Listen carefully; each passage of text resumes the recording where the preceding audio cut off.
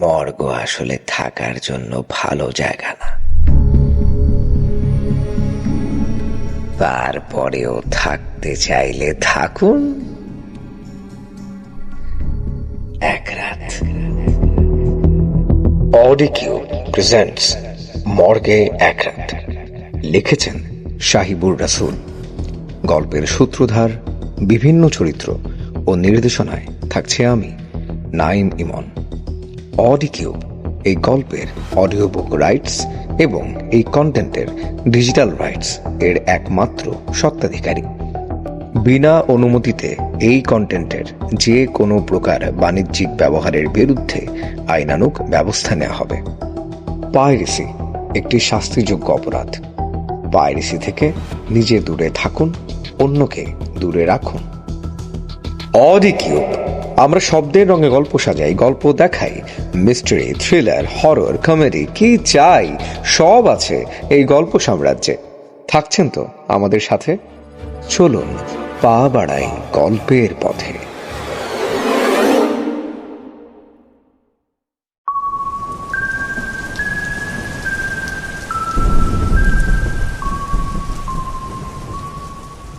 মুষলধারে বৃষ্টি হচ্ছে।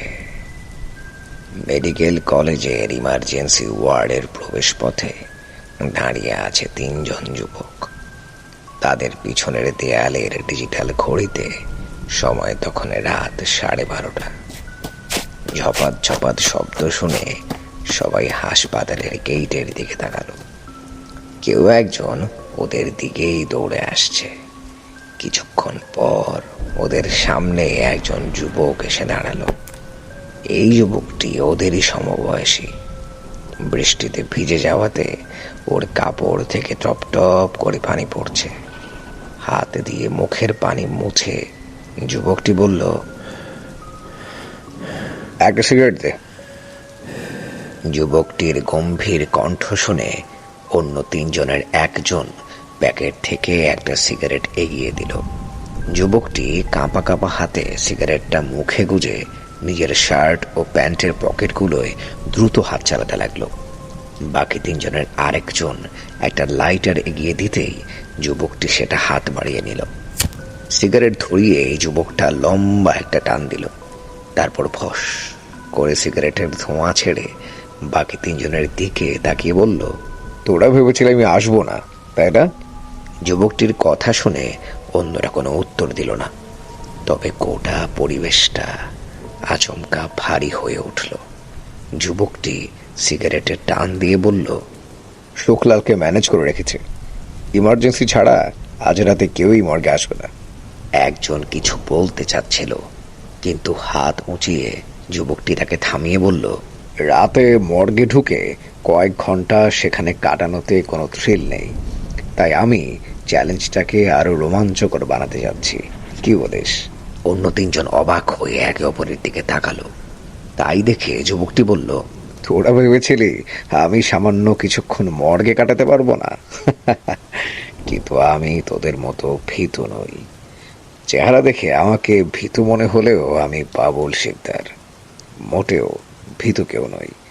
তাই আমি সিদ্ধান্ত নিয়েছি হাসপাতালের মর্গে কিছুক্ষণ কাটানোর পর কয়েক ঘন্টা আমি এক্সামিনেশন রুমেও কাটাবো। এক্সামিনেশন রুমের নামটা শুনেই বাকি 3 জন আটকে উঠল। তাদের একজন প্রতিবাদ করে কিছু বলতে চাচ্ছিল, কিন্তু যুবকটি আবারও হাত উঁচিয়ে তাকে থামিয়ে বলল, এটাই ফাইনাল, চল, দেরি করে লাভ নেই। এখন তো বাজে রাত 12:30। আমি 12:45 নাগাদ মর্গে ঢুকে যাব। তারপর সেখানে কয়েক ঘন্টা কাটিয়ে রাতের বাকিটা সময় এক্সামিনেশন রুমে কাটাবো। বুঝেছিস? কেউ কোনো উত্তর দিল না। গভীর রাত, নিস্তব্ধ চারপাশ। শব্দ বলতে শুধু বৃষ্টি পড়ার আওয়াজ।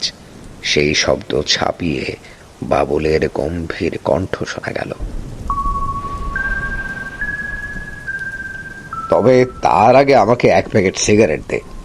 বৃষ্টিতে ভিজে শরীর ঠান্ডা হয়ে গেছে। পরপর কয়েকটা সিগারেট না খেলে শরীর গরম হবে না। দে। তুই এক্সামিনেশন রুমে যেতে চাইলে আমি কিন্তু এসবের মধ্যে নেই। কাঁপা কাঁপা কণ্ঠে রাজীব বলে উঠল। রাজীবের কথা শুনে তাচ্ছিল্যের সুরে বাবুল বলল, তুই সারা জীবন পুঁটি মাছ, তোকে কি ওই রুমে ঢুকতে বলেছি? আমার চ্যালেঞ্জ, আমি মোকাবেলা করব। আমাকে মর্গে ঢুকিয়েই তোরা চলে যাবি।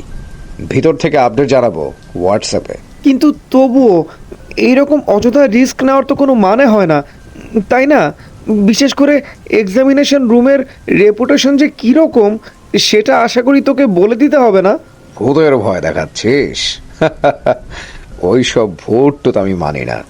যেখানে মর্গে সারা রাত কাটানোর প্ল্যান করলাম, সেখানে ভূত তো সামান্য বাতাস মাত্র। উল্টো আমার ভয়ে ওরা পালায় কিনা সেটা সন্দেহ। হো হো করে হেসে বাবুল সিগারেটে আরেকটা টান দিল। তারপর অন্য সবার দিকে তাকিয়ে বলল, যদি ভাবিস আমি এক্সামিনেশন রুমে ঢুকে পিছনের গেট দিয়ে পালিয়ে যাব, তাহলে ভুল ভাবছিস। পিছনের গেটে ইদানিং সবসময় তালাই থাকে। সামনের দরজাটা না হয় তোরাই লাগিয়ে দিবি। সুখলালের কাছ থেকে গেটের চাবিটা আমি এনেছি, এই নে। বাবুলের বাড়িয়ে দেয়া চাবির গোছা ধরতে ধরতে রাজীব বলল, আমি এগুলোতে নেই। মর্গ পর্যন্ত ঠিক আছে, তবে এক্সামিনেশন রুম আমরা এসব পারবো না।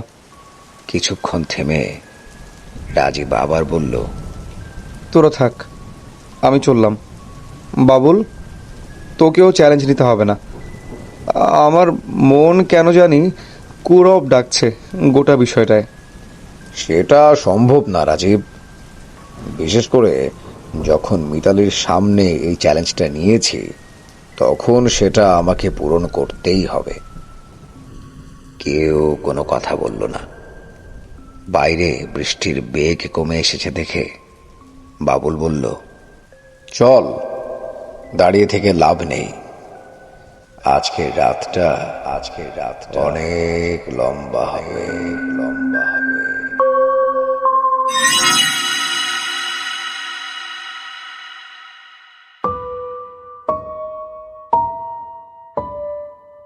হাসপাতালের পুরাতন বিল্ডিংটা বেশ কিছু বছর আগেও পুরোপুরি ব্যবহার হতো, কিন্তু 3 বছর আগে ভয়ানক এক আগুনে পুড়ে যায় পুরো 5 তলা বিল্ডিং। আর তখনই আবিষ্কৃত হয় এক্সামিনেশন রুম। সেই আমলে হাসপাতালের মর্গের দায়িত্বে ছিলেন ডক্টর ফরিদ। এক্সামিনেশন রুমে তিনি মৃতদেহের উপর বিভিন্ন পরীক্ষা নিরীক্ষা করতেন। আগুন লাগার ফলে এই গোপন রুমটা খুঁজে পাওয়া যায়। নিজের কুকীর্তি ফাঁস হয়ে গেলে ডক্টর ফরিদ নিজেই এক্সামিনেশন রুমের ভিতরে গলায় ফাঁস দেন। আর তখন থেকে এক্সামিনেশন রুমে তার ভূত ঘোরাফেরা করে বলে একটি গুজব শুরু হয় সবার মধ্যে। বাবুল নিজে ভূতে তেমন বিশ্বাস করে না। ডক্টর ফরিদের ভূতের বিষয়টা যে সম্পূর্ণ বানোয়াট, সেটা আজ সে নিজেই প্রমাণ করবে বলে ঠিক করে। এই মোবাইল ইন্টারনেটের যুগে এসব বুজরুকিতে শুধু মূর্খরাই বিশ্বাস করে। পুরাতন বিল্ডিংয়ের কেচি গেটের সামনে এসে বাবুল বীরের মতো ভিতরে প্রবেশ করে। গেটের বাইরেই থাকে ওর বাকি 3 বন্ধু। বাবুল ওদের দিকে ফিরে বলে, এবার তালা দে।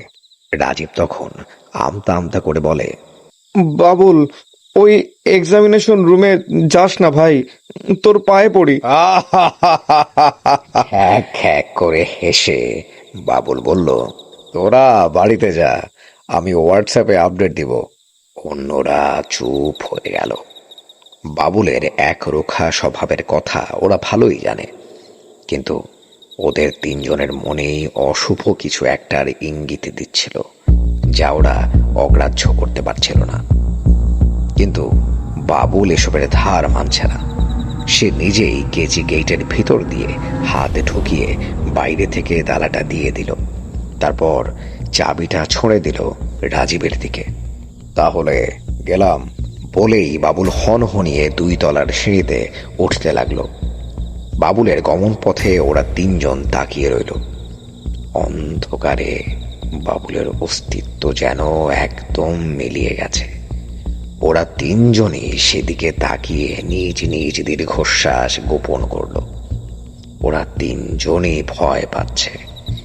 এখানে দাঁড়িয়ে থাকার সাহসটুকু ওরা পাচ্ছে না। তিনজনই নিশ্চুপে বিল্ডিং পেরিয়ে রাস্তার পথ ধরল। রাজীবের বাড়ি সবচেয়ে কাছে, তাই সেখানেই যাবে বলে ওরা ঠিক করলো।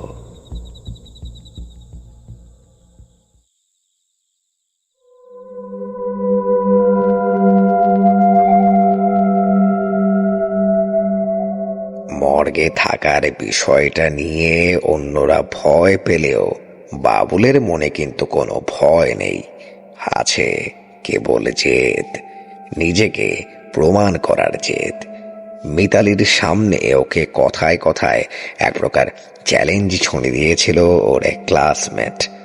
অন্য সময় হলে হয়তো এড়িয়ে যেত সে, কিন্তু মিতালির সামনে নিজেকে ভীতু প্রমাণ করতে চায় না বাবুল।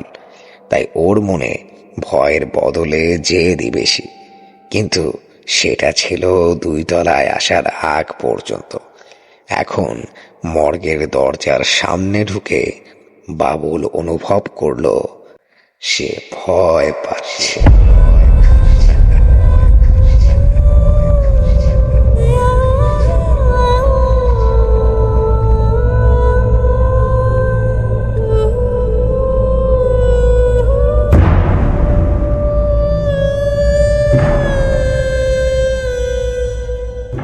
হাতের 3 ব্যাটারির লাইটটা জ্বালানোর সাহস পাচ্ছে না বাবুল।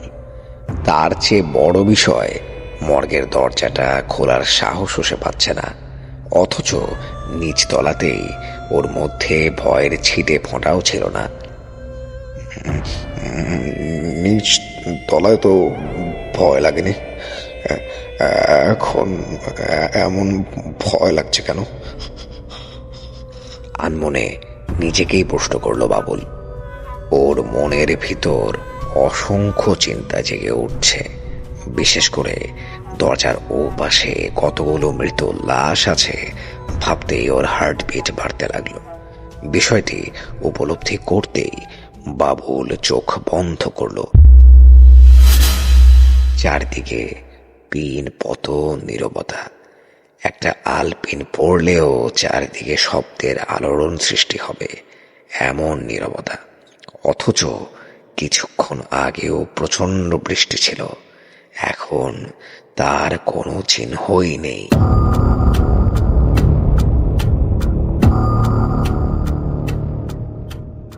মর্গের দরজার সামনে দাঁড়িয়ে 2 পাশ একবার তাকিয়ে নিল বাবুল। ঠিক তখনই পিছনে গুড়ুম গুড়ুম শব্দে আকাশ ডেকে উঠল। আবারও ঝোড়ো বৃষ্টি হবে। বাবুল ঠান্ডা অনুভব করল। বৃষ্টিতে ভেজা শার্ট এখনো শুকায়নি তার, তাই ঠান্ডা লাগাই স্বাভাবিক। পকেট থেকে সিগারেট বের করলো বাবুল।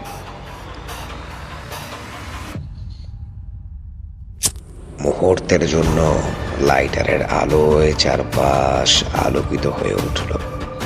বাবুল সিগারেটের টান দিতে লাগলো। ওর মনের ভয় দুশ্চিন্তা সব যেন ধীরে ধীরে স্তিমিত হতে লাগলো। এক একটা টান যেন ওর রক্তে অ্যাড্রেনালিন ছড়িয়ে দিচ্ছে। ভয় ছাপিয়ে আবারও জেদে জেগে উঠতে লাগলো বাবুলের মনে। সিগারেটটা শেষ করে পায়ের তলায় পিষে মর্গের দরজাটা ধাক্কা দিয়ে খুলে ফেলল। সাথে সাথে ভিতরের প্রচন্ড ঠান্ডা আবহাওয়া বাবুলকে স্বাগতম জানালো। বাবুল 1 পা এগিয়ে দরজাটা ঠেলে লাগিয়ে দিল, তবে লক করল না। নাকে পরিচিত ফরমালিনের গন্ধ আসতে লাগলো। একজন মেডিকেলের স্টুডেন্ট হিসেবে এই গন্ধ ওর খুবই পরিচিত। লাইট জ্বালাবে কিনা একবার ভাবলো, তারপর ঠিক করলো টর্চ দিয়েই কাজ চালাবে। মনের ভিতরে যে সাহসটা সঞ্চার করেছে, মৃতদেহ দেখে সেটা হারাতে চায় না সে। টর্চের আলো ফ্লোরের দিকে তাক করে মর্গের ভিতরের পরিবেশটা একবার দেখে নিল বাবুল। বডি রাখার ফ্রিজার বাদে 4টা ট্রে আছে। প্রত্যেকটা ট্রেতে যে একটা করে লাশ থাকে সেটা বাবুল জানে। সময় নষ্ট না করে বাবুল ঠিক করলো মর্গে থাকার প্রমাণ হিসেবে ছবি তুলে সে এই ঠান্ডা ঘর থেকে দ্রুত বের হবে। এই বৃষ্টির রাতে মর্গ থেকে পরিত্যক্ত এক্সামিনেশন রুম হাজার গুণ ভালো। পকেট থেকে লাল সুতার একটা প্যাকেট বের করলো বাবুল। শুধু ছবি তুলে নয়, বরং ওর এখানে আসার আরো পাকাপোক্ত প্রমাণ রেখে যেতে চায় সে। প্রতিটা লাশের পায়ের আঙুলে লাল সুতা বেঁধে যাবে, যেন বাকিরা পরদিন সেটা পরীক্ষা করতে পারে। বিষয়টা ভাবতেই বাবুলের মনে আরো সাহস জোগাড় হলো। সে প্রথম ট্রের দিকে এগিয়ে গেল। সাদা কাপড়ে লাশ ঢাকা, তাই অন্ধকারে বাইরের দিকটা কোন দিকে তা বোঝা গেল না। বাবুল আবার টর্চটা জ্বালিয়ে আলো ছুড়ল ফ্লোরের দিকে, আর চোখে ট্রেগুলোর দিকে তাকাতেই পায়ের দিকটা পরিষ্কার হলো। সে এগিয়ে গিয়ে সাদা কাপড়টা কিছুটা তুলতেই একজোড়া পা বের হয়ে আসলো। সুতা বাঁধার জন্য এক হাতে সেই পায়ের দিকে টর্চ দিতেই ওর বুকটা ধক করে উঠল। ভয় পেল বাবুল শিকদার, সত্যিকারের ভয়। ওর মনে হাজারো চিন্তা জেগে উঠতে লাগলো। এখন যদি লাশটা জেগে ওঠে, হরর মুভিতে তো এরকমই হয়, তখন সে কি করবে? পালিয়ে যাবে, কিন্তু মেইন গেটে তো তালা। লাশটা যদি ওর পিছু তাড়া নেয়, তখন নিজের চিন্তার স্রোত ধরতে পেরে এক হাতে নিজের গালেই ঠাস করে চড় দেয় বাবুল। তীব্র ব্যথা ওর সারা শরীর চাঙ্গা করে ফেলে। ও দ্রুত হাতে মৃতদেহটার ঠান্ডা পায়ে সুতা পেঁচিয়ে দেয়। তারপর দ্রুত হাতে পায়ের সুতা বাঁধানো আঙুলের ছবি তুলে ফেলে। ছবিটা তুলতেই কেন জানি বাবুলের মনে সাহস ফিরে আসে। এই ছবি ওর সাহসের প্রমাণ, তাই ওর এখন ভয় পাওয়া যাবে না। মনোবল ফিরে পেয়ে বাবুল সব কিছু অগ্রাহ্য করে নিজেকে সাহস জোগাতে সে দ্বিতীয় ট্রের লাশটার পায়েও সুতা পরিয়ে দিল। ছবি তুলে সন্তুষ্ট হয়ে তৃতীয় ট্রেটার দিকে এগিয়ে আসলো বাবুল। আর তখনই ওর ঠিক পিছন থেকে একটা খিলখিল হাসির শব্দ ভেসে আসলো। হাসির শব্দটা এতটাই স্পষ্ট যে বাবুল চাইলেও সেটা অগ্রাহ্য করতে পারল না।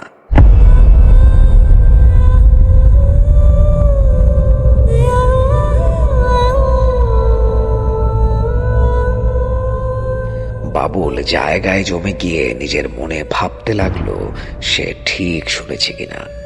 একটু ভাবতেই সে বুঝতে পারলো হাসিটা সে স্পষ্ট শুনেছে, কিন্তু তা কি করে সম্ভব? এই রুমে তো জীবিত মানুষ থাকার কোনো সম্ভাবনাই নেই। তবে কি? ওর মনের ভিতরে জেগে উঠতে থাকা চিন্তাটাকে দাবিয়ে রেখে বাবুল তৃতীয় ট্রের কাপড়টা তুলতে লাগলো। আর ঠিক তখনই আবার কেউ হেসে উঠল। খিলখিল হাসির শব্দটা এখন জীবন্ত। কোনোভাবেই সে ভুল শুনেনি। একটা বাচ্চার হাসির আওয়াজ সে স্পষ্ট শুনতে পেয়েছে। বাবুল শিকদার প্রচন্ড ভয় পেল। কাপড়টা ধরেই সে যেন জায়গায় জমে গেছে। কে যেন ওর মনের ভিতরে বলে দিচ্ছে, এই মর্গে সে মোটেও একা নয়। নিজের ভয় কাটানোর জন্যই বাবুল দ্রুত টর্চটা জ্বালিয়ে দিল। কিন্তু ঠিক তখনই বাবুল স্পষ্ট দেখতে পেল টর্চটা জ্বলে উঠতেই যেন এক খণ্ড অন্ধকার দূরে সরে গেছে। আলো যেখানে পড়েছে সেখান থেকে বাবুল নিশ্চিত হলো সে মোটেও একা নয়। সে দ্রুত টর্চটা নিভিয়ে ফেলল। ওর মনে হলো আলো হয়তো এমন কিছুর উপর পড়বে যা দেখা ওর পক্ষে কিছুতেই সম্ভব হবে না। বাবুল ঢোক গিলল। ভয় পাচ্ছে বাবুল শিকদার, গলা শুকিয়ে যাচ্ছে ওর। অনুভব করলো ওর গরম লাগছে। গরম? বাবুল বিস্মিত হলো। ঠিকই তো, ওর গরম লাগছে, ঠান্ডা নয়। অথচ মর্গের ভিতরটা তো ঠান্ডা হওয়ার কথা। এই হঠাৎ আবিষ্কার বাবুলের মনের গভীরে জেগে উঠতে থাকা ভয়কে আরো জোরালো করতে থাকে। হাজার ভাবলেও এই অবস্থাটা কিছুতেই স্বাভাবিক না। মানে, মর্গের ভিতর গরম লাগবে কেন? এটা কি সম্ভব? উপরন্তু বাবুল নিজের টর্চের আলোয় দেখেছে রুমের ভিতরে হিটার জাতীয় কিচ্ছু নেই। আর সেটা থাকবেই বা কেন? বাবুল একটা তাগাদা অনুভব করে, এই রুম থেকে পালিয়ে যাবার তাগাদা। কিন্তু সে কাপুরুষ হিসেবে নিজেকে প্রমাণ করতে চায় না। তাই দ্রুত বাকি দুই লাশের পায়েও সুতা বেঁধেই তারপর রুম ত্যাগ করবে বলে সিদ্ধান্ত নেয়। তৃতীয় ট্রেটার কাপড় তুলে অন্ধকারে লাশের পা ধরতেই বাবুলের সারা শরীরের লোম দাঁড়িয়ে যায়। লাশের পা কই?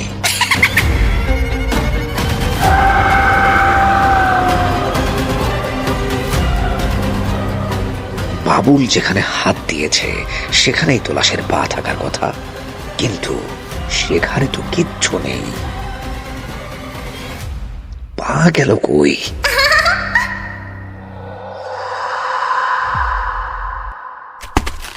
ধপাস শব্দটা হতেই বাবুল এক পা লাফিয়ে উঠল।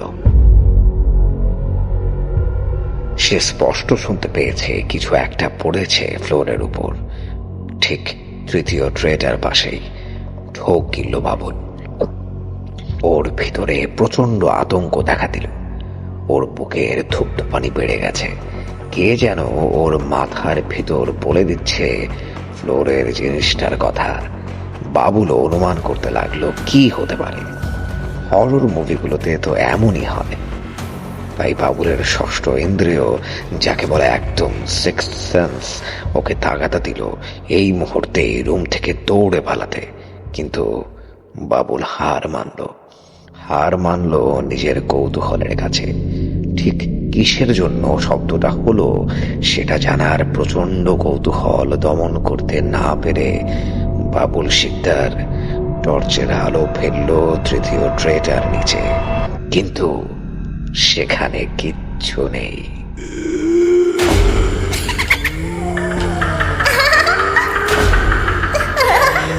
হাসির শব্দে পুরো রুম কেঁপে উঠল। টর্চের আলোতেই বাবুলে দেখতে পেল 3 নাম্বার ট্রেটার উপর থাকা লাশটার 2 পাই অক্ষত। অথচ একটু আগেই সে নিজে সেখানে হাত দিয়ে কিচ্ছু পায়নি। হাসির আওয়াজ ওর চারপাশে ঘুরতে লাগলো। বাবুল অনুভব করলো রুমের তাপমাত্রা আরো বাড়তে শুরু করেছে। সেই সাথে একটা তীব্র গন্ধ ওর নাকে আসতে লাগলো, আগুনে লাশ পোড়ানোর গন্ধ। বাবুল আর সহ্য করতে পারলো না। সে তীব্র চিৎকার দিয়ে দৌড়ে গেল দরজার দিকে, কিন্তু দরজাটা তখন সম্পূর্ণ বন্ধ।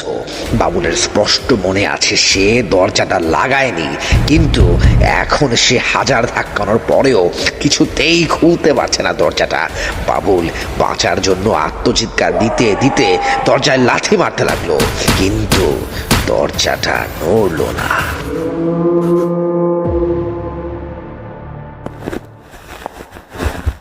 নতুন একটা শব্দ শুনে বাবুলের ঘাড়ের লোম দাঁড়িয়ে যেতে লাগলো। কেউ তার আহত পা মাটির সাথে ঘষিয়ে হাঁটলে যেমন আওয়াজ হয়, শব্দটা ঠিক সেই রকমের।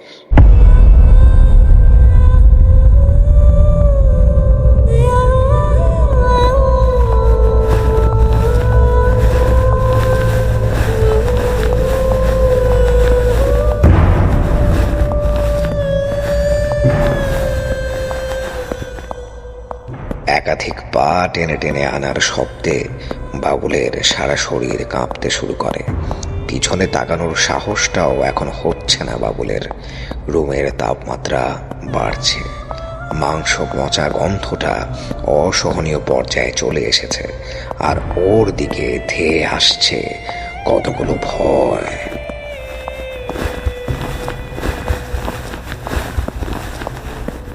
চিৎকার করে দরজায় জোরে জোরে ঠেলতে লাগলো বাবু। ওর শরীরে এখন যেন অসুরের মতো শক্তি, কিন্তু তাতে দরজাটা 1 ইঞ্চিও নড়ল না। হাল ছেড়ে দিয়ে কাঁদতে শুরু করলো বাবুল।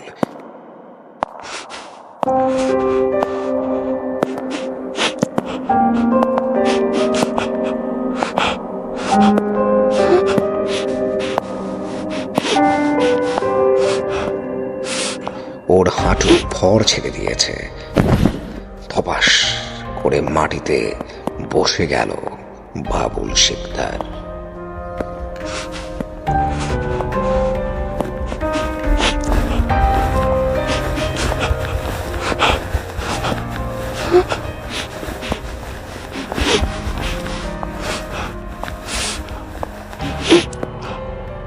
টেনে আসা পায়ের শব্দ ওর খুবই সন্নিকটে। বাবুল 2 হাত দিয়ে নিজের চোখ ঢেকে রাখলো। ভয় পাচ্ছে সে, মৃত্যুর ভয়। এতক্ষণে বাবুল বুঝে গেছে আজ কোনোভাবেই ওর আর নিস্তার হবে না, কিছুতেই না। আচমকা ধরাম শব্দে দরজাটা খুলে গেল। বাবুল এতক্ষণ দরজাটায় ভর দিয়ে ফ্লোরের উপর বসেছিল। দরজাটা খুলে যাওয়ায় সে টাল সামলাতে না পেরে পড়ে গেল। অনেকটা চিত হয়ে পড়ে যাওয়ায় বাবুলের নিচ থেকে উপরের দিকে তাকাতেই দেখতে পেল কেউ একজন দাঁড়িয়ে আছে দরজার অন্য পাশে। যাক, দেরি করিনি, আর একটু দেরি করলে সর্বনাশ হয়ে যেত। লোকটার শান্ত কণ্ঠস্বর শুনে বাবুলের মনের সকল ভয় এক পলকে উবে গেল। ঠিক সেই মুহূর্তে প্রচন্ড শব্দে বিদ্যুৎ চমকে ওঠে। চারপাশ কয়েক সেকেন্ডের জন্য আলোকিত হয়ে উঠল। সেই উজ্জ্বল আলোয় অ্যাপ্রন পরা লোকটার মুখের হাসি দেখে কেন জানি বাবুল বুঝতে পারল এবারের জন্য সে বেঁচে গেছে।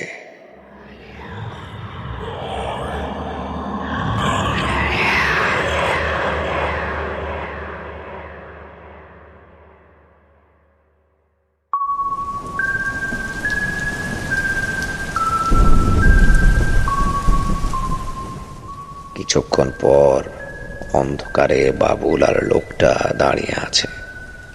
বাইরে আবারও বৃষ্টি পড়তে শুরু করেছে।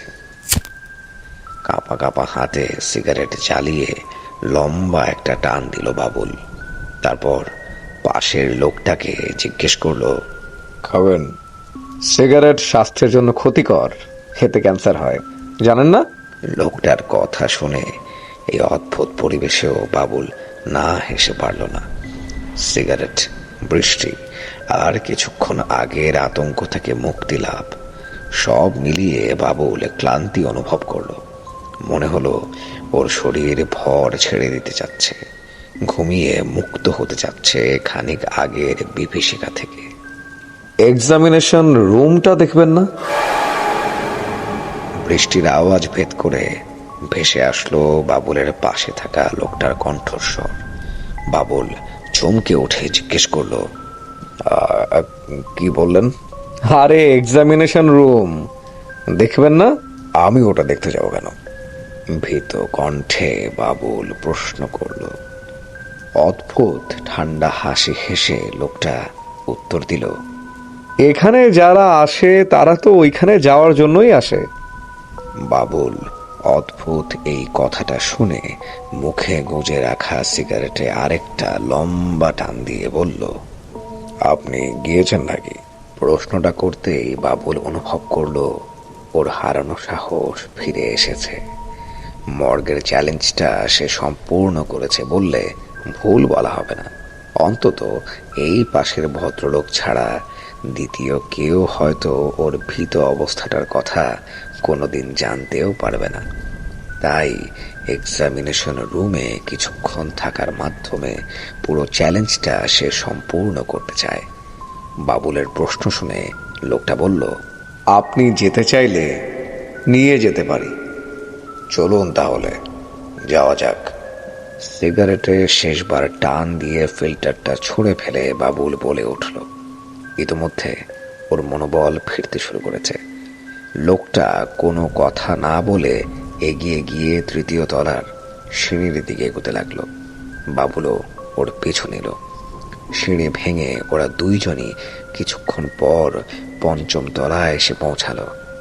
এখানেই রয়েছে সেই কুখ্যাত এক্সামিনেশন রুম। পুরো বিল্ডিংটাই 3 বছর আগে পড়ে গিয়েছিল। সবচেয়ে বেশি ক্ষয়ক্ষতি হয়েছিল তৃতীয় থেকে পঞ্চম তলা। তবে দ্বিতীয় তলার পুরাতন মর্গটা অক্ষত থাকায় সেটার ব্যবহার চলতে থাকে। গত 3 বছরে নতুন হাসপাতাল বিল্ডিং তৈরি হলেও মর্গটা ঠিকই সচল আছে, আর বাকি সব পড়ে আছে পরিত্যক্ত হয়ে।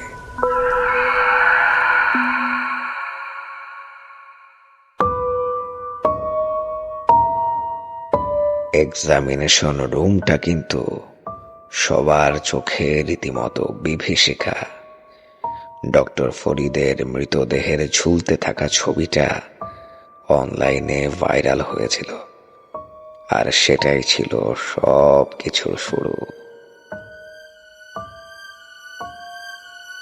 আপনি জানেন তো, এই এক্সামিনেশন রুমটা কিন্তু বর্তমানে সুইসাইড স্পট হিসেবে খুবই জনপ্রিয়। লোকটার শান্ত কণ্ঠ শুনে বাবুলের মনে হলো কোনো সেলসম্যান যেন একটা প্রোডাক্ট প্রমোশন করছে। শান্ত অথচ অনুভূতিহীন একটা কণ্ঠ। বাবুল ব্যঙ্গাত্মক সুরে উত্তর দিল, সেই জনপ্রিয়তার প্রভাব আমি মর্গে পেয়েছি। বাবুলের উত্তরে কোনো কথা না বলে লোকটা একটা রুমের সামনে এসে দাঁড়ালো। তারপর বলল, এটাই হলো সেই বিখ্যাত এক্সামিনেশন রুম। বাবুল কথাটা শুনে ঢোক গিলল। ওর মনের গভীরে একটা শঙ্কা জেগে উঠতে লাগলো। লোকটা একটা ধাক্কা দিয়ে দরজা খুলে ভিতরে প্রবেশ করলো। মুহূর্তেই ঠান্ডা একটা বাতাস বাবুলকে কাঁপিয়ে দিল। তবুও সে লোকটার পিছু পিছু অন্ধকার একটা রুমে প্রবেশ করলো। অবশ্য এটাকে রুম বলা যায় না, বলতে হয় ধ্বংসস্তূপ। রুমের এক পাশের দেয়াল বলতে কিছুই নেই। সেটা দিয়ে মুহুর্মুহু বৃষ্টি স্নাত বাতাস এসে রুমটাকে ঠান্ডাতে ভিজিয়ে দিচ্ছে। বাবুল কিছুটা হতাশ হলো। এটাই বুঝি এক্সামিনেশন রুম? এটা এখানকার সুইসাইড স্পট? এমন জায়গাতে সে বছরের পর বছর কাটিয়ে দিতে পারবে। বাবুলের মাঝে ভয়ের অবশিষ্ট যা কিছু ছিল তাও রুমের ঠান্ডা বাতাসের সাথে উবে গেল। এদিকে লোকটার দিকে তাকাতেই বাবুল দেখল লোকটা রুমের অন্য প্রান্তে একটা দরজার দিকে যাচ্ছে। লোকটার নামটা পর্যন্ত জানা হয়নি, উপরন্তু লোকটা কে? প্রশ্নটা মনের গভীরে জাগতেই বাবুলের শির দাঁড়াবে, ভয়ের ঠান্ডা স্রোত নেমে গেল। আসলেই তো, লোকটা কে? এত রাতে এখানেই বা কি করছে? বাবুল নিজেই তো মেন গেটে তালা দিয়ে এসেছে, তাহলে লোকটা ঢুকলো কি করে? যদি আগে থেকেই এখানে থেকে থাকে তবে সে এত রাতে এখানে কি করছিল? অসংখ্য অজানা প্রশ্ন বাবুলকে পুরো পৃথিবী থেকে বিচ্ছিন্ন করে ফেলল। ওর মনে আরেকটা অনুভূতির জন্ম নিতে শুরু করেছে, পরিচিত অনুভূতি, ভয়ের অনুভূতি। এক্সামিনেশন রুম দেখবেন না? লোকটার প্রশ্নে টনক নড়ল বাবুলের। বাবুল কনফিউজড হয়ে জিজ্ঞেস করলো, এটাই তো এক্সামিনেশন রুম নাকি? আমি ওইটার কথা বলছি, এইটার না। লোকটা সামনে এগিয়ে দরজাটা টান দিয়ে খুলতেই বেরিয়ে এলো ছোট্ট একটা জায়গা। গোটা অবস্থার সাথে বড্ড বেমানান সেই জায়গাটায় পরিষ্কার স্পষ্ট আলো জ্বলছে, আর তাতেই লোকটার চেহারা প্রথমবারের মতো স্পষ্ট করে দেখা গেল।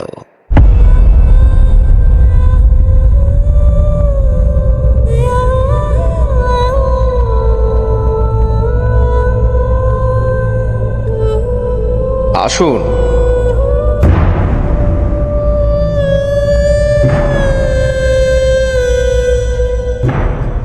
লোকটার নিমন্ত্রণে এমন কিছু একটা ছিল যে বাবুল সেটা অগ্রাহ্য করতে পারল না। তাছাড়া এই পরিত্যক্ত রুমে এমন উজ্জ্বল আলোর রহস্যটাও ওকে প্রচণ্ড কৌতূহলী করে তুলল। লোকটার পাশে গিয়ে দাঁড়াতেই ধরাম করে সবকিছু কেঁপে উঠল। বাবুল ভয়ে লাফ দিয়ে উঠতে যাবে, ঠিক তখনই বুঝতে পারল সে একটা লিফটে আছে, আর সেটা চলতে শুরু করেছে নিচের দিকে। লোকটা হেসে বলল, চমৎকার না? কি লিফট দেখবেন ভেবেছিলেন? না, এখানে লিফট এলো কি করে? লোকটা কোনো উত্তর দিল না। সে মুচকি হেসে গম্ভীর কণ্ঠে জিজ্ঞেস করল, আচ্ছা, ডক্টর ফরিদের বিষয়ে আপনি কতটুকু জানেন? শুনেছিলাম তিনি মৃতদের নিয়ে গবেষণা করতেন, যাকে বলে তিনি ছিলেন ম্যাড সায়েন্টিস্ট। 3 বছর আগের আগুনে যখন তার এক্সামিনেশন রুম প্রকাশ পায়, তখন তিনি সুইসাইড করেন। এইটুকুই। সাধারণ সবকিছুই জানেন দেখছি। আচ্ছা, কোনোদিন কি মনে প্রশ্ন জাগেনি, 5 তলায় ঢোকার পরই তো এক্সামিনেশন রুম, অথচ কেন সেটা আগুন লাগার আগে কোনো দিন প্রকাশ পায়নি? বাবুল শিকদার প্রশ্নটার কোনো উত্তর খুঁজে পেল না।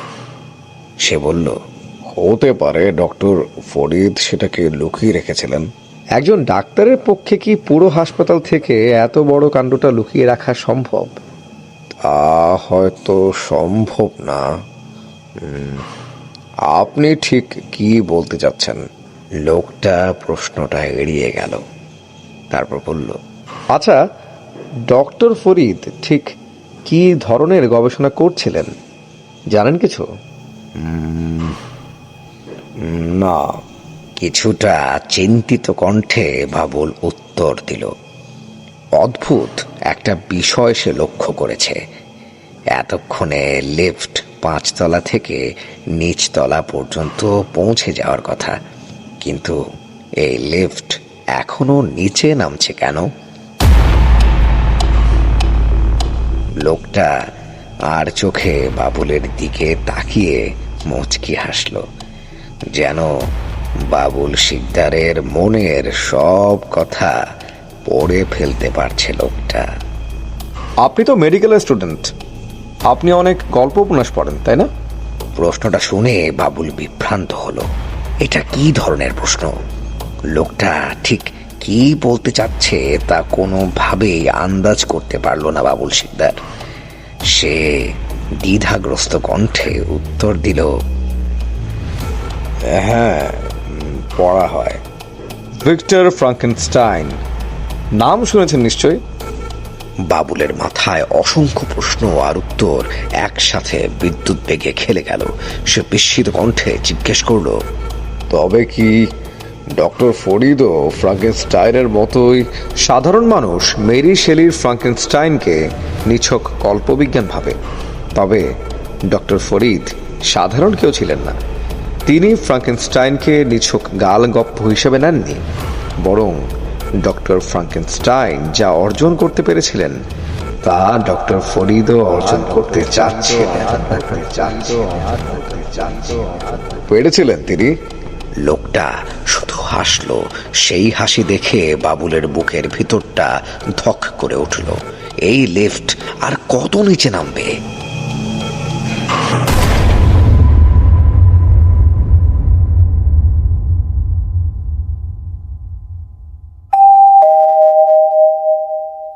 কাঁপুনি দিয়ে লিফট থেমে গেল।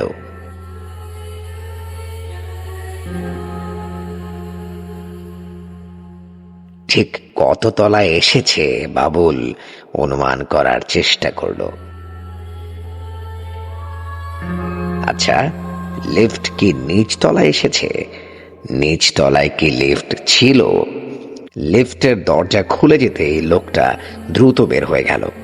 তারপর নাটকীয় ভঙ্গিতে হাত বাড়িয়ে ধরে বলল, ওয়েলকাম, ওয়েলকাম, আমাদের ল্যাবে আপনাকে স্বাগতম, ওয়েলকাম। অনেকটা মন্ত্রমুগ্ধের মতো বাবুল লিফট থেকে বের হলো। চারপাশ তাকিয়ে সে বুঝতে পারল না সে ঠিক কোথায় আছে। রুমটা অনেক বড়। রুমের পুরোটা জুড়ে সবুজ আলো ছটফট করছে। রুমের ঠিক মাঝখান দিয়ে লম্বা একটা কার্পেট বিছানো, যেন রেড কার্পেটে মোড়া একটা হাঁটার রাস্তা। সেই রাস্তার দুই পাশে বড় বড় টেস্ট টিউব। টেস্ট টিউবের ভিতরে তরলের মধ্যে ভাসছে অসংখ্য সব মাংসপিণ্ড। আতকে উঠে বাবুল এক পা পিছিয়ে আসলো। পিছনে ফিরে লিফটের দিকে তাকাতেই বাবুল দেখল লিফটের কোনো অস্তিত্বই নেই। ওর পিছনে কেবল একটা দেয়াল। কিছু না বুঝে বাবুল উদ্ভ্রান্তের মতো সামনে তাকিয়ে দেখল ওর সাথের লোকটা ধীরে ধীরে সামনে এগিয়ে যাচ্ছে। কিং কর্তব্য বিমূঢ় হয়ে বাবুল লোকটার পিছু নিল। একই সময়ে চারপাশ তাকাতে লাগলো বাবুল শিকদার। দৃশ্যগুলো নতুন না, এই রকম অনেক দৃশ্য সে দেখেছে টিভির পর্দায়, কিন্তু এমন একটা রুম পুরাতন হাসপাতালের নিচে কি করে? আর লিফট গায়েবী বা হলো কি করে? একটা সময় লোকটা থেমে বাবুলের দিকে ফিরল। বাবুল এগোতে এগোতে দেখল লোকটা একটা ফাঁকা জায়গায় দাঁড়িয়ে আছে। সে বলতে লাগলো, There are more things in heaven and earth. এটা তো শেক্সপিয়ারের হ্যামলেটের ডায়লগ। মনে মনে ভাবতে লাগলো বাবুল শিকদার। সত্যি বলতে চারপাশের কিছুই বাস্তব মনে হচ্ছে না ওর, কিন্তু এগুলোকে অবাস্তবও বলা যাবে না। পায়ের নিচের কার্পেট বাস্তব, সবুজ আলোটা বাস্তব, লিফটের ঝাঁকুনিটাও বাস্তব, কিন্তু লিফটটা অদৃশ্য হয়ে গেল কি করে? লোকটার পাশে দাঁড়িয়ে বাবুল একবার ঘুরে পুরো রুমটার দিকে তাকালো। ঠিক তখনই টেস্ট টিউবগুলোর এক পাশে বাবুল সেই দৃশ্যটা দেখল।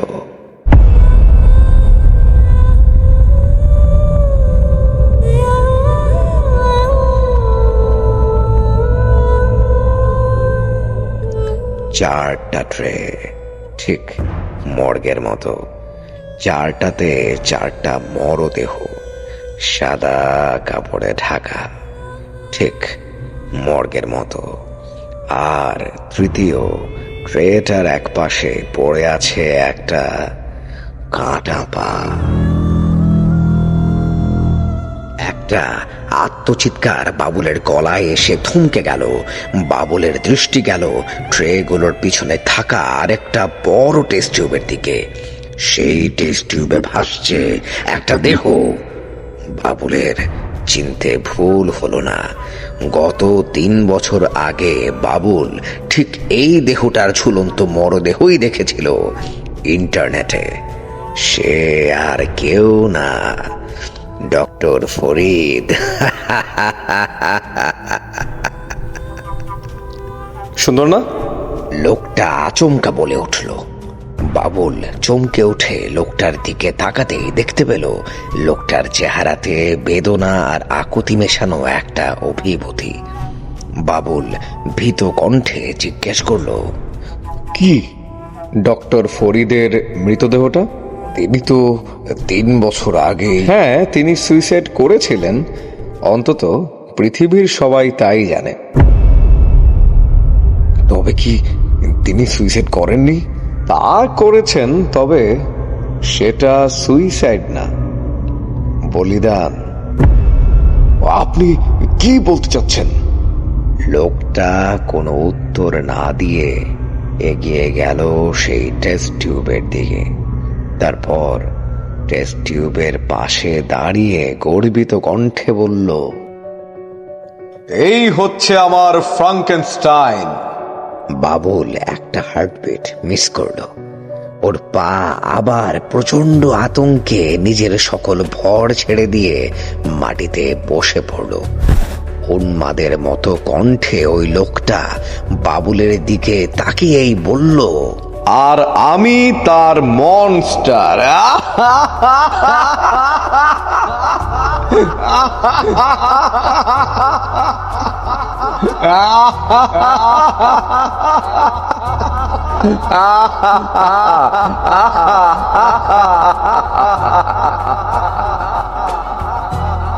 উন্মাদের মতো হাসতে হাসতে লোকটা 2 হাত উঁচিয়ে ধরলো ছাদের দিকে।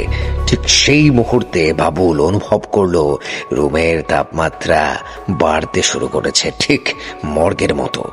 একই সময়ে কাঠে কাঠ ঠেকানোর মতো ঠক ঠক শব্দ আসতে লাগলো বাবুলের পিছন থেকে। বাবুল তীব্র আতঙ্কে পিছনে তাকিয়ে বিভৎস এক দৃশ্য দেখতে পেল। প্রতিটা টেস্ট টিউব যেন কোনো এক অদৃশ্য শক্তি বলে গায়েব হয়ে গেছে, আর সেগুলোর জায়গাতে পড়ে আছে অসংখ্য মাংসপিণ্ড। সেই মাংসপিণ্ডগুলো কাঁপতে কাঁপতে এগিয়ে আসতে লাগলো ঠিক বাবুলের দিকে। বাবুল ভয়ে আতঙ্কে নড়তে ভুলে গেল। ওর মনে হলো ওর নাড়ি ভুঁড়ি এখনই বমির সাথে বের হয়ে আসবে। নিজের মুখ চেপে বমি আটকাতে যাবে, ঠিক সেই সময়ে পুরো রুমে সঙ্গীতের মতো হাজারো বিভৎস কণ্ঠে বাজতে লাগলো একটা শব্দ, স্বাগতম স্বাগতম স্বাগতম স্বাগতম। বাবুলের দিকে এগিয়ে আসতে লাগলো সেই লোকটা। তারপর বাবুলের সামনে হাঁটু মুড়ে বসে বলল, welcome to the family Babul. আমাদের পরিবারে তোমাকে স্বাগতম, সুস্বাগতম, ওয়েলকাম। কি? কোন রকমে কথাটা উচ্চারণ করেই থেমে গেল বাবুল। লোকটার পিছন পিছন এগিয়ে আসছে 4 জন, যারা কিছুক্ষণ আগেও ট্রেগুলোতে শুয়েছিল, যাদের 2 জনের পায়ের আঙুলে বাবুলের বেঁধে আসা লাল রঙের সুতা এই সবুজ আলোয় স্পষ্ট দেখা যাচ্ছে। বুঝলে Babul, there are more things in heaven and earth. বলেছিলাম না, বাস্তব আর অবাস্তবই সবকিছু না, এগুলো পেরিয়ে আরো একটা জগৎ আছে। বর্তমানে আমরা সেই জগতে আছি, আর আমাদের উদ্দেশ্য একটাই, ডক্টর ফরিদের পুনর্জন্ম। সেই জন্য আজ থেকে তুমিও আমাদের সাথে কাজ করবে, বুঝতে পেরেছো? আমিও মানে? চিৎকার করে উঠল বাবুল। এছাড়া তোমার আর কোনো উপায় নেই বাউল শিকদার। আজ থেকে তুমিও আমাদের ফ্যামিলির একজন। কি কি কি আজগুবি কথা বলছেন আপনি? এসব বন্ধ করুন প্লিজ, এসব বন্ধ করুন। স্বাগতম স্বাগতম স্বাগতম স্বাগতম। সমবেত সঙ্গীতের মতো স্বাগতম বাণী আর সহ্য করতে পারছে না বাবুল শিকদার। 2 হাতে কান চেপে ধরেছে সে। তাই দেখে বিভৎসভাবে হেসে লোকটা বলল,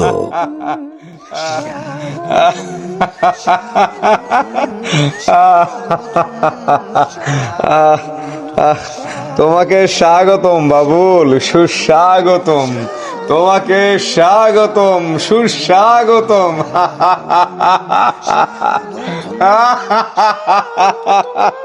বাবুল উৎভ্রান্তের দৃষ্টিতে ওর দিকে তাকিয়ে রইল। লোকটা অদ্ভুত শান্ত গলায় বলল, আমরা এখন যেই জগতে আছি, এখানে সবাই আসতে পারে না বাবুল শিকদার। সবার কাছে আসার কোয়ালিফিকেশনও নেই। বুঝতে পারছো তুমি কতটা স্পেশাল? আমি কি করে কোয়ালিফিকেশন পেলাম? আতঙ্কের সুরে বাবুল জিজ্ঞেস করলো, কিন্তু ওর মনের গভীরে কে যেন ফিসফিস করে উত্তরটা বলে দিতে যাচ্ছে। লোকটা আবার হেসে বলল, মর্গ রুমেই তুমি সেই যোগ্যতা অর্জন করেছো বাবুল শিকদার। তুমি মারা গেছো বাবুল।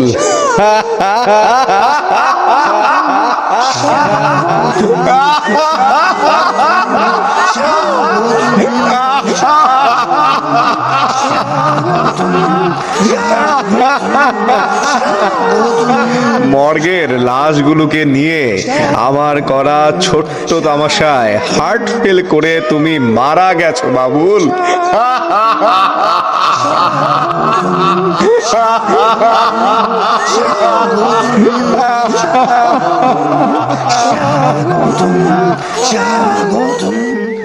লোকটা হো হো করে হাসতে লাগলো, যেন মজার কোনো কৌতুকে তার পেটে খিল ধরতে শুরু করেছে।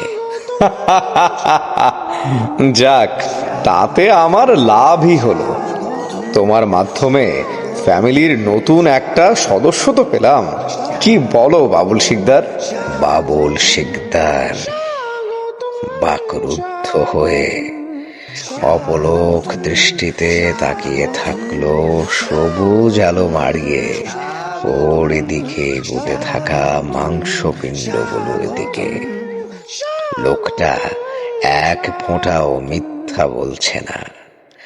এতক্ষণ ধরে ওর ভিতরে কেউ এই কথাগুলোই বলছিল, ফিস ফিস করে। ভয় পাচ্ছ না তো?